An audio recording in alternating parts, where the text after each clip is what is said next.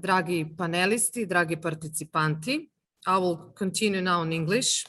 Now I would like to introduce the first panel. The subject is property infrastructure projects, challenges and opportunities. And our moderator, Mr. Petar Orlic, real estate partner from GMW Solicitors from UK. Peter, the floor is yours. Thank you very much, Jagoda. Thank you to you. Thank you to Simeon, and thank you to Jadranka for organizing a conference.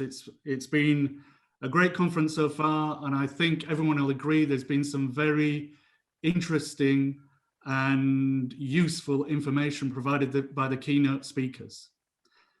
Today's panel, property and infrastructure projects, challenges and opportunities. Before I introduce the panel members, just a few housekeeping rules. We're under a tight time frame, so we've got till 11 a.m. Central European time, 10 a.m. GMT. So that gives us about 45 minutes. So the panel will be split into 4 different sections. I'll do the first introductions, and then the panelists very briefly, and then the panelists will introduce themselves. Then we will have specific infrastructure related questions to specific panelists. And then we'll have property, real estate questions to specific panelists as well. And then at the end, we're going to have question and answers. So anybody who has a question, you can see the tab at the bottom of your screen, the chat function, you can send in your questions, and then depending on what time we have and how much time we have, we'll try to answer as many of those questions as possible. So first of all, for those of that you don't know, my name is Petar Orlic. I'm a partner at JMW Law Firm in the UK, which is a full service law firm and one of the fastest growing law firms in London at the minute, even during the pandemic. You can tell by my accent that I was born in the UK, but my roots are from Serbia, the former Yugoslavia. And I also lived and worked in Belgrade. I actually worked at Ušće Tower back in 2008, 2009, when Merrill Lynch bought a stakeholder of MPC Properties. So I know the region very well, and I represent a number of clients that have invested into the region. So you can see from the panel members today, we've got a fantastic panel. We have Bojan Stanic, Assistant Director at the Serbian Chamber of Commerce. We have Alessandro Bragonzi, Head of EIB Regional Office for Western Balkans. We've got Marko Stojcic, the City Architect at Belgrade. And then we've got Mr. Adir, the CEO of Afi Europe in Serbia. So I think I'll start off with the introductions. And Marko, please, if you can begin by introducing yourself and telling a little bit more to the audience about what you do and what you, a little bit more background about how you do it and common themes in Serbia at the minute. Thank you. Thank you. Hello to everyone. For start, I'm the city architect in Belgrade for the last 2 years. I was a member of the planning committee for 4 years before that. So I know almost everything that happens today in Belgrade, but for the last 2 years, I separated my work. First one is the planning, and we are doing our best to cover entire Belgrade with the plans of detailed regulation and plans of general regulation in order to have everything covered so that every parcel in the city could be constructed. Since we are today probably in the best situation in Belgrade existence, according to how many investors we have, how many square meters is constructed every year. Now we are in around some number of 1.5 square meters built every year for the last almost 4 years, last 3 years for sure. And the other main thing about my work is construction of the many public things, roads, parks, museums, many things that which doesn't exist. And for last 50 years, nobody had energy and will to construct them all in order to have Belgrade as one of the most interesting and most important European cities. So we are trying to do our best in order to catch up all the things that needed to be done in the past and must be done now in this moment. Of course, one of the biggest, not one of the biggest, surely the biggest project in Belgrade is the metro system, which will start construction by the end of this year. So many things are being done. So we are very proud of ourselves, of the people that support us, since we have the opportunity to completely change the picture of Belgrade and to do many interesting and great things, which are, how to say, maybe one of the most interesting things that are happening today in Europe. So we have a great team. The city of Belgrade has many good people who are able to do all of these things. So I don't know if I continue about the topics or to explain more about myself. Sorry.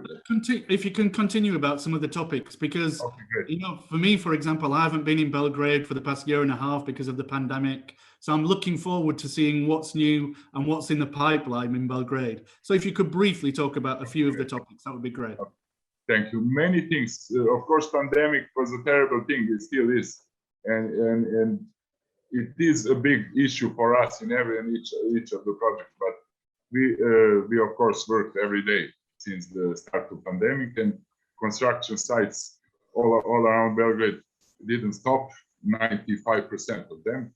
And maybe on the start there was a problem since some people on the construction sites were not from Belgrade, and it was difficult for them to be on the site, since the all things that were around measures that our republic decided about. So our city projects, 95% of them were going smoothly. So I could say probably that with or without pandemic, it wouldn't be much different. Of course, it is an issue about economics and money. It is difficult for us to catch up all the investments on the same way, like that there is no pandemic, but we are doing our best to use all the money possible which are in the budget, in the city budget, and of course in the budget of Republic of Serbia. So I can say thank you to all the people in Belgrade, city of Belgrade, and all the ministries and the government of Republic of Serbia. All knew that this must go on, and that we cannot stop any minute. And the result of that is, as I said before, starting soon, that we will soon start the construction of metro system. Many important things: 2 bridges, 1 tunnel, many things. And of course, private investors saw that, and they saw the opportunity to go on and then continue working on many important investments. So in order to have this market satisfied with all that needed to be done. So we have many interesting projects. I will speak only briefly about one, which is really important for us. That is the project of Linear Park, which will completely change the city center of Belgrade, since it is the 4.5 kilometers park in length, and it will completely change one big portion of Belgrade city center. So of course we are continuing to expand pedestrian zones, to expand green traffic, and many things that we done in last 2 or 3 years with planning and other plans. For example, like the plan of sustainable mobility and the plans for the green, how to say, greenery of Belgrade. And we have clear picture of what is needed to be done in next 2 and 3 years. So we just expect that we will have, of course, the money for all of those projects. But in order to have money, our obligation is to help private investors to continue investing and constructing as they have, of course, the chance for last few years. So if we conclude about the impact of pandemic, it wasn't so big, but it showed us some changes in the market. For example, there is a huge demand for houses and huge demands for living outside of the city center. So according to city planning rules and everything, we are looking some new parts of Belgrade, but in the inner circle of Belgrade, sorry, not inner circle, inner borders of Belgrade, to have some places urbanized in order to have answer to all those people who would like to live in the houses. Maybe that was the biggest change in the housing and that part of the investments. So everything else looks that it is going all right, and we now see that at least 2.5 to 3 years there will be no bigger changes in investment cycle and the types of the constructions and investments that will be done. Of course, commercial buildings had some impact with this pandemic, and of course that many people are working now from home. But from my opinion, it is that will not be some lasting how to say operation. And I think that soon as pandemic is finished, that most of the people will be back in the office building. So I don't see many things changed. Of course, with the shopping malls and retail centers, they are now in very big problems, since most of the time the shopping malls are closed. So I hope that they will in next 3 or 4 months recover entirely from this, and I'm sure that this part of the investments will not be jeopardized by pandemic if we are period. So I don't know what other panelists think, especially Adir, since we are working a lot, since they are one of the most important investors here in Belgrade, and they are looking for the market and every possible way to be on the right track. So thank you for that, Mr. Stojcic. I think it makes sense now if we go on to Mr. Adir, and maybe Mr. Adir, if you can do an introduction as well. Not that people don't know what you do, but it would be nice to have that background as well for people that don't know about what you do over in Belgrade. So thank you for that, Mr. Stojcic. And over to you, Mr. Adir. All right, thank you, and hello everybody. My name is Adir Elal, and I'm the CEO of Afi Europe Serbia for the past couple of years. And as you may see, we are very active in the city of Belgrade mainly. Afi Europe is basically active in Serbia since 2002, and since then we completed successfully more than 300,000 square meters of mixed-use projects. We are mainly concentrated in the office segment of the market, but we did also some residential project and a bit of retail accommodated together with those projects.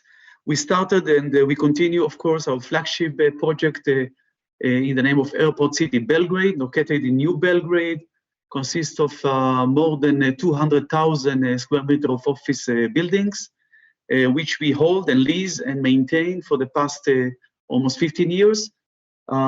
This first and only business park and the biggest business park in the region is considered to be a very successful story for us as a company, as a developer, and of course for the city of Belgrade. We continue in the city center with a project named Central Garden, which is a condominium of residential 400 apartments, together with some retail spaces on the ground floors and the one office building of 15,000 square meters of office space, which is almost fully leased. It was another good project of us, and we are very, very proud of this development in the city center. And relatively new, not so new already, but very major development of us currently is Skyline Project, which is, again, it's a mixed-use landmark project located in the, I would say, the gate, one of the gates to the city center, just above the highway by the entrance to Kneza Milosha Street. This mixed-use project consists of mainly 3 towers, laying on underground parking of 6 different levels. Total build-up area of this project is approximately 90,000 square meters, and it consists of a residential tower which was completed and almost fully sold, an office tower which is under construction, 32 stories of an office development. This is almost 40,000 square meters of above ground build-up area. And the third tower, which will start, I hope, very soon. And we are still assessing the usage of that tower. Currently, it's designed to be a residential tower. So this is our next development. And of course, Afi, as Afi Europe, is always seeking for new plot of lands and new development in the city. We have a great cooperation. But before that, can I ask just to put the city, the video of the airport city, Jagoda, so all of us can understand the scope of our activity.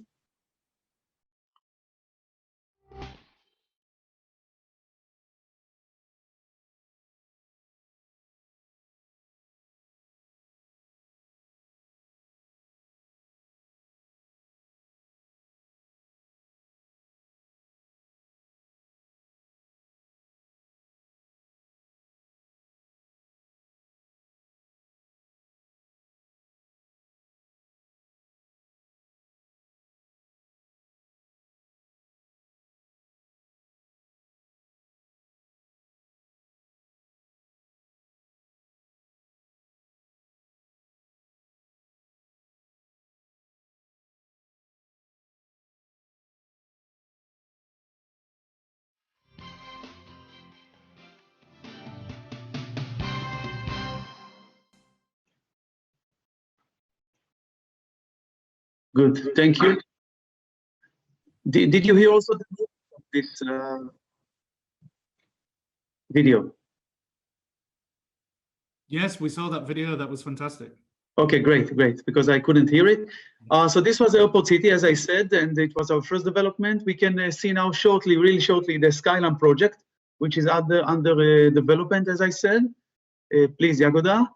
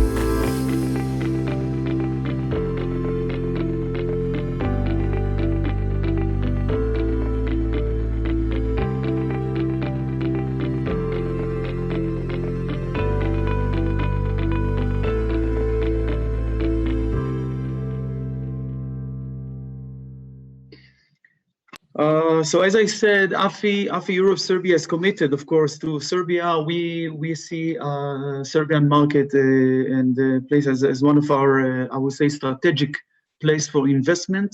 We are heavily invested here, and we will continue our activities in the country and in the region. We are active all over, almost all over East Europe and in other countries as well in Europe. And we are satisfied, of course, with the cooperation with the city authorities. My friend Marko is, of course, leading and one of the most important key persons in our activities, and his colleagues that are doing their best in a positive approach, and the results are seen not only with us, but also all over the city of Belgrade and the country of Serbia. I can say that in the past couple of years, you can see a change, and which is very positive and very important for the development of the country. We are relying, of course, on a very skillful local manpower, which is most of them are with us for many years, and we trust, and we are able to build with them the cooperation that, of course, is a key factor for the success of a developer in Serbia. Fantastic. Thank you. That's very, very interesting, and I'll come back to you later on if that's okay. Of course. The amount of projects that you've done in the region, and I know you're not a fortune teller, but I'll probably ask you about future trends and developments in Serbia within the real estate market, but I'll come back to you later for that. Thank you. Alessandro, are you okay now to give some information about the EIB and what you do in the region? Thank you very much. Hope you can hear me well. Again, thank you, Petar, for giving me the floor and for the organizer for the opportunity to speak today at this conference. My name is Alessandro Bragonzi, and I've been working at the European Investment Bank for the last 11 years, and previously for leading banks and consulting companies across Europe. I was appointed since January as the head of EIB regional representation for the Western Balkans here in Belgrade. And before this position, I was in charge for the bank's operation in Albania, North Macedonia, and Kosovo. So me too, I can say that I know pretty well the region on my side. So talking about my organization, the European Investment Bank is a publicly owned bank owned by the 27 member states, founded by the Treaty of Rome. It is being present in the Western Balkans for more than over 40 years now, where we have been supporting the development of vital connectivity infrastructure, and as well as the private sector, for which roughly 1/3 of our annual volume goes into projects involving small, medium-sized enterprise and mid-caps. Since 2009, so roughly the last 10 years, we have invested more than 8.6 billion, which makes us one of the largest and long-standing financiers in the region. Across these years, we have supported investment thanks to our loan that helped retain over 500,000 of jobs in the region. We have reconstructed hospitals, judicial courts, schools, research and development centers, as well as mostly building hundreds of kilometers of modern and safer roads. We have been partners of local governments and stood by the region in good times and bad times alike. In 2020, we have helped mobilizing over 1 billion investment for the region, preventing the economic fallout and accelerating the recovery of COVID-19.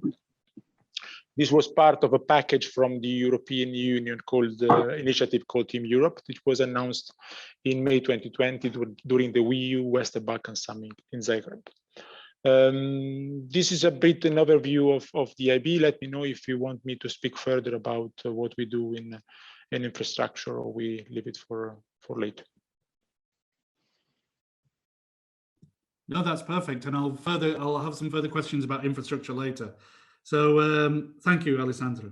And last but not least, Bojan, an introduction from yourself. Thank you. Thank you, Peter. As you mentioned, my name is Bojan Stanic, and I am Assistant Director responsible for strategic analysis and data here in the Chamber of Commerce and Industry of Serbia, which is also known with the acronym PKS. So the PKS is the, let's say, general representative of the business community here in the country, since all registered companies are our members. And thanks to our network of business associations and regional chambers, we cover the whole economy in terms of economic structure and territory. Also, we represent and protect the interests of the business community in our let's say, daily communication with the government, which since the government is the creator of legislative framework and macroeconomic policy. Also, we did a lot of effort to promote internationalization of Serbia's economy. And we are one of the main, let's say, probably the main promoter of regional cooperation here in the region of Western Balkans through our mechanism known as a Chamber Investment Forum, which brings together all the chambers of commerce from the region of Western Balkans. So talking about my, let's say, professional skills, I am employed in the PKS since 2016. And before that, I used to work for the government in the public debt administration. And before that, I used to work in the retail sector. My, let's say, professional interests are within the fields of macroeconomics, foreign trade, growth and development, and economic risk on a global level. Thank you. Thank you very much. And I think I forgot to mention before that, as well as having my hat on today as a partner of a real estate practice, a lawyer firm in London, I'm also deputy chair of the British Serbian Chamber of Commerce. And we work very closely with the Serbian Chamber of Commerce, and we hope to do so more and more as the pandemic we get control of the pandemic and we try to promote business between the UK and Serbia. But I'm going to go back now to infrastructure, and I think I'm going to go back to you, Alessandro. You know, modernization, it's been happening at a fast pace over in Serbia. So I wanted to ask you, you know, modernization of infrastructure, how is that going to increase the economic resilience and competitiveness, not only of Serbia, but of the regional market? And just wondered if you could answer that question for us. Thank you, Petar, again. Infrastructure is, as we say, the bread and butter of the European Investment Bank, is our cornerstone investment. We have been financed more than 5 billion euros only in these sectors, mostly in road infrastructure. Let me say that for more than, as I said, more than 40 years we are here. We have been the development arm of the European Union. It is important that to have a bank that promotes the principle of the EU, the rules of the EU, the value and objectives, and that contributes to the stable growth of countries that are beyond EU borders. This is because economies are increasingly interconnected, and events around the globe like the pandemic, but also forced displacement and climate change have a significant impact on the EU and Europe as well. In the late 90s, our financing to infrastructure was mostly focused in the region on the reconstruction and repairs of damaged roads, ports, railways, and bridges. More recently, our financing has expanded towards sectors such as healthcare and education, the purpose of which is to increase the living condition and the standards of the population, as well as foster skilled workforce, which will help the region to become more modern and self-sufficient. Let's say that the ongoing COVID-19 crisis and the consequences derived from the climate change have brought to surface several issues that we need to consider when we are designing the economy of our future. How are we going to accelerate the recovery from COVID-19? Increase the resilience for future crises, adopt new economic models that are inclusive, greener, and sustainable.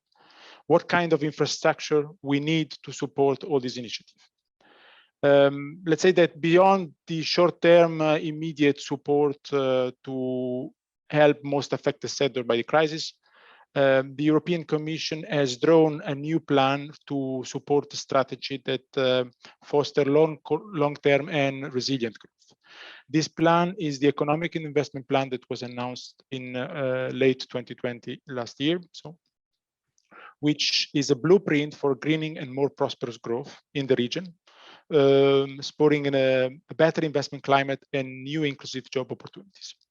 The main aspect of this is that it makes available 9 billion of grants for funding investment flagship in the area of transport, green and digital transition. It also includes the creation of the Western Balkans Guarantee Facility, which is expected to mobilize over 20 billion of investments, mostly in the private sector, which will boost development and competitiveness. These are 10 key flagship projects that, as I said, improve connectivity through better transport, energy, and digital networks, and decrease the environmental pollution that has been a critical issue in the region for decades. As mentioned, there are three main priorities of this. One is the sustainable transport. By sustainable and investing in sustainable transport infrastructure, the European Investment Bank and the EU as a whole is creating conditions for better regional connectivity, faster trade, economic development, and new job opportunities. Over our 40 years long presence in the Balkans, we have built hundreds of kilometers, include transit routes along the pan-European corridors that contributes to faster commuting, increased road safety, and lower frequency of accidents on the road. However, EIB is now scaling up towards more sustainable forwarding transports, include the revitalization of railway routes across the Western Balkan countries. Also, we are signing new investment into sustainable urban mobility, including modernization of the urban transport in the canton of Sarajevo, that will decrease traffic congestions and air pollution in one of the cities with the highest pollution in Europe.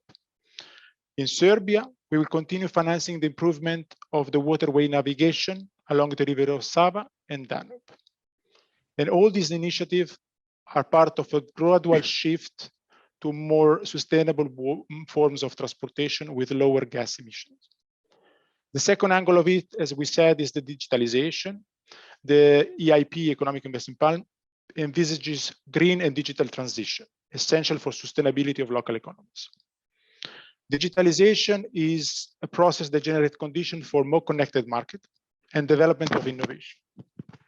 Play a crucial role in competitiveness of global economy as sophisticated high technology solutions depend on digital capacities. The pandemic reshaped economic concepts and our daily routines. It requires more sustainable and connected business, public administration, and communication models. It has triggered an urgency for intensified digitalization, a key driver for economic growth, competitiveness, and efficiency of the public services. Reinforced digital infrastructure proved to be essential for innovation and technological transition. As you say, digitalization has already caused a shift towards high-skilled occupation. Job growth in recent years has been driven by higher skilled position, whereas in the near future, the accelerated loss of low and medium skilled jobs through automation will create a massive need for reskilling. As one of the leaders in supporting this digital transformation, the EIB has started with its first digital connectivity projects in the Western Balkans.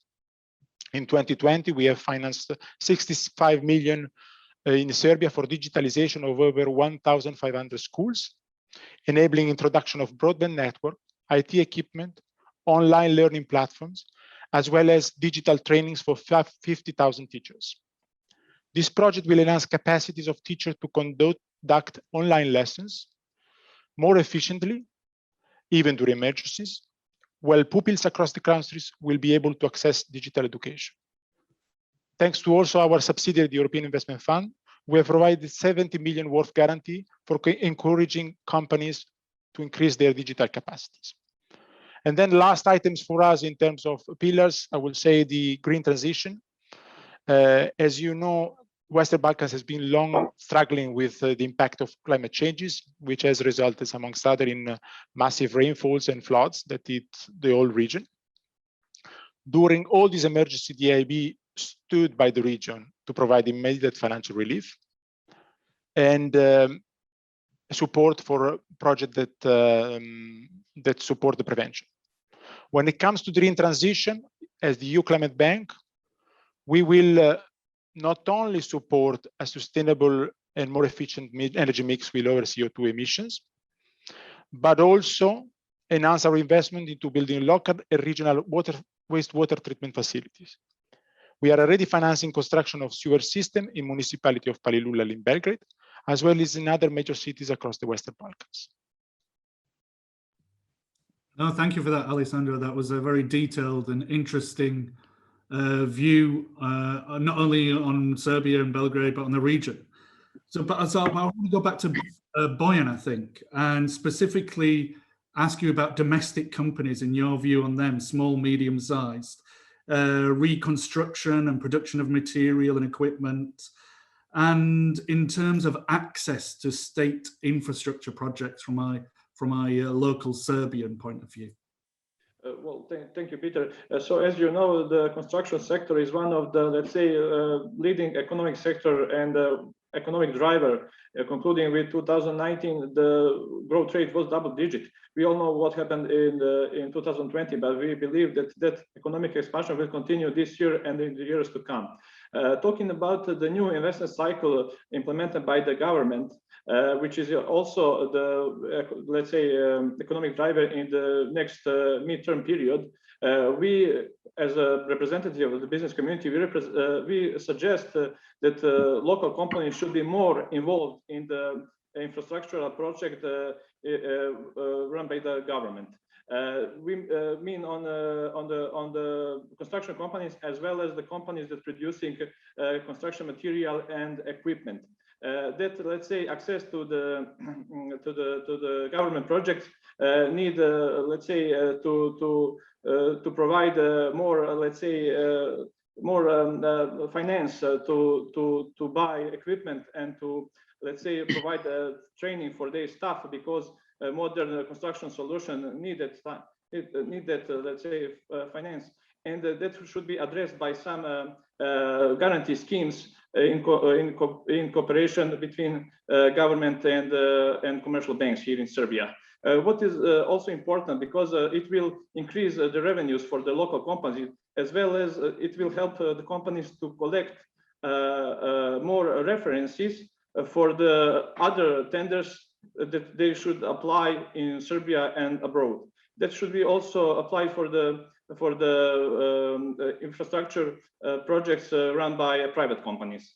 And what is also important for Serbia is that infrastructure in, let's say, inner parts of the country and in the border area are almost devastated. And it's also linked with the bad, let's say, demography situation. And it's a chance for cross-border cooperation with the regional government here in the country. And also, what is quite important for us, that talking about our EU integration process, which is a bit delayed in the recent years, we need more understanding from our international partners for our companies to make them, let's say, stronger for the future competition on the highly developed EU market once when we become the member of EU. So that's the main thing that we want to highlight, that we need our companies, private companies, especially those that are selected in the group of micro, small and medium enterprises, to be more involved in these projects that are, let's say, the key economic drivers of our GDP. No, very interesting. I'm going to turn to property now and real estate.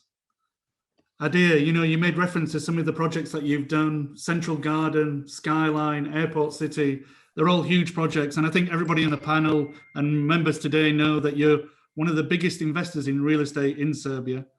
But now I'm going to ask you to look at your crystal ball and predict the future for us and say what your opinion is, assessment of the future of the real estate market in Serbia, and what kind of developments and trends that you see. Okay, so all of us agree that the infrastructure is a key driver for further development of the real estate sector. And goes without saying that this must be accompanied by a stable economy and a stable government, which will basically lead to the trust of the local and the foreign investors and companies, which will boost the real estate market further. So if you have all these packaged together, infrastructure, stability, and the growth perception of the market, you can develop successful projects, which happened. Of course, it happens, of course, in hips and heights, but it happened in the past couple of, let's say, in the last 15 years in Serbia, in I would say 2.5 circles, as the nature of the real estate is. Together with that, the government and the authorities will need to simplify further all the process of permitting and allowing, especially big real estate developers, to develop their activities or their ideas and visions in order to boost the economy. Because at the end of the day, the foreign investors or the big local investors, developers, are the ones that are basically leading and creating and boosting the economy the most. And they need to have a green path in order to be able to produce and to do those projects that you mentioned that we are doing here, which, as you know, it's not an easy job to do, but still with the good support and proper stability and infrastructure that I mentioned, it can be done. We foreseen that the office market in Serbia will continue to grow with all the adjustments and the amendments that it will require due to pandemic and maybe new companies' policies regarding their way of activity, type of activity, number of people, areas, etc. But still, the requirement, the demand will be there, and therefore we will continue to invest in the office segment in Serbia. And this is one of the key drivers of our company here. A company that, again, with a bit of residential, of course, some retail that supports this type of activity.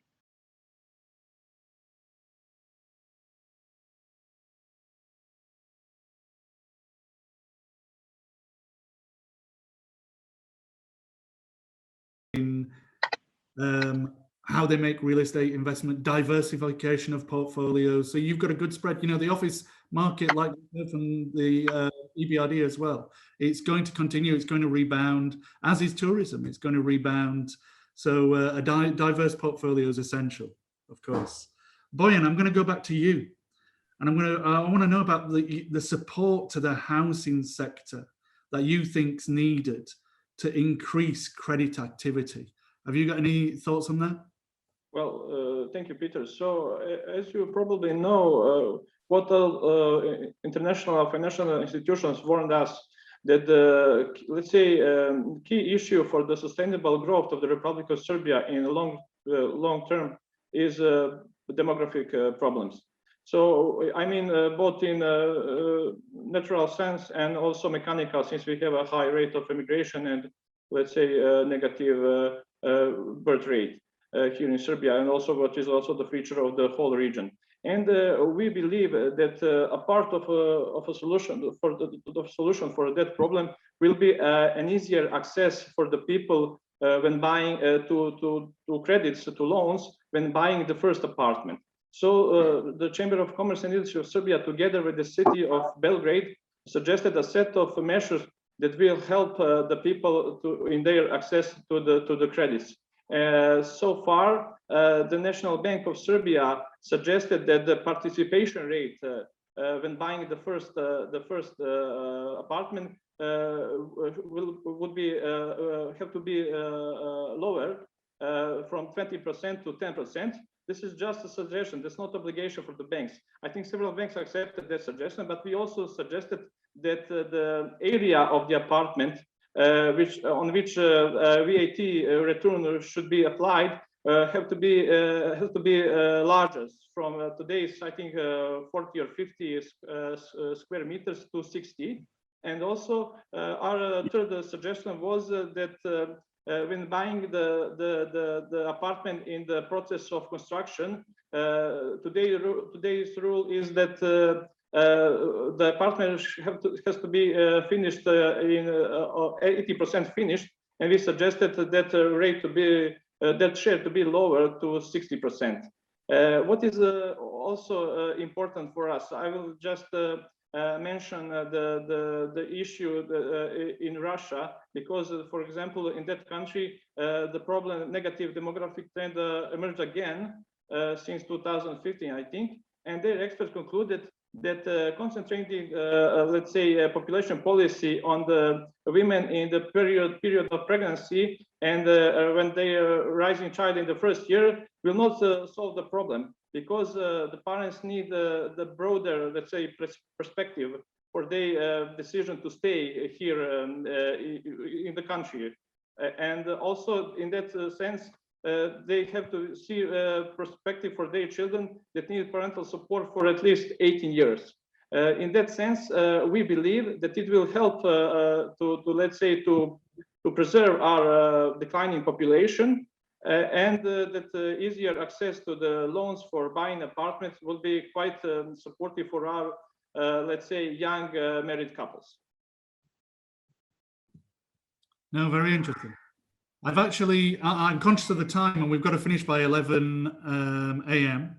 And we've actually got a couple of questions, and one that's come in for you, Bojan, in particular to what you've just mentioned. And you mentioned this kind of suggestions that you made, like the decrease to 60% on developed property. What was the reaction? Did you get any feedback on that, or is that still? Well, because it has to be agreed in cooperation between government and commercial banks, we still have no any, let's say, positive feedback. but they told us that that suggestion is under consideration. Okay. And then I've got another question here, and it's for Adir, and it's someone's asking if you were an investor and you were coming to Serbia, someone from the UK, and they were deciding which sector of real estate to invest into, what would you advise? And maybe it goes back to the point that I said before, you know, keeping a diverse portfolio. But what do you see as what's the most vibrant sector at the minute? Is it residential, or is it office, or is it? I would say, yeah. So I would say that residential is still, yes, and I think will stay for some time, still very attractive. Of course, you need to choose the location, like we say always in real estate, 3 times location. But yes, real estate, residential, yes. Logistic is a very interesting sector that needs to be examined, still underdeveloped, and a lot to be done in that segment. And the offices, of course, as a driver, but then I will not advise it to because it will become my competition. So I would advise him not to come. Of course. Yeah, now, you know, going back to the keynote speech made by EBRD, logistics and digital development, those things that are booming at the minute, and you can understand why.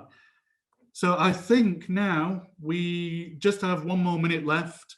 Let me just double check that there are no further questions. No, there aren't.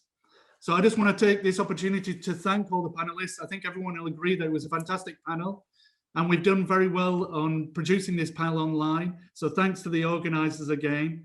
And thank you on behalf of JMW Solicitors and on behalf of the British Serbian Chamber of Commerce, Jagoda, for putting all this together, and the Jadranka in the background working as well. So many thanks to you all, and I'll pass over now back to Jagoda, I believe. Thank you. Thank you.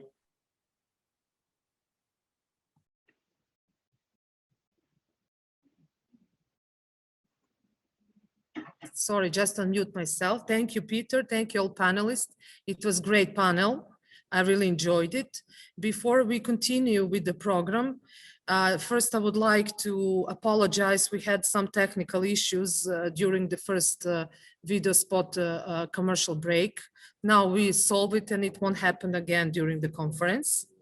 And now, before I announce the next keynote speaker, once again, I would like deeply to thank to the British Serbian Chamber of Commerce for a fabulous cooperation that I had on this project. Many thanks to Dr. David Landsman, to Richard, and to Jadranka for all your help and all really, really fantastic assistance during preparation of this conference. Now, I would like to introduce the new keynote speaker. It is Mr. Louis Taylor, the Chief Executive from UK Export Finance. Stay with us.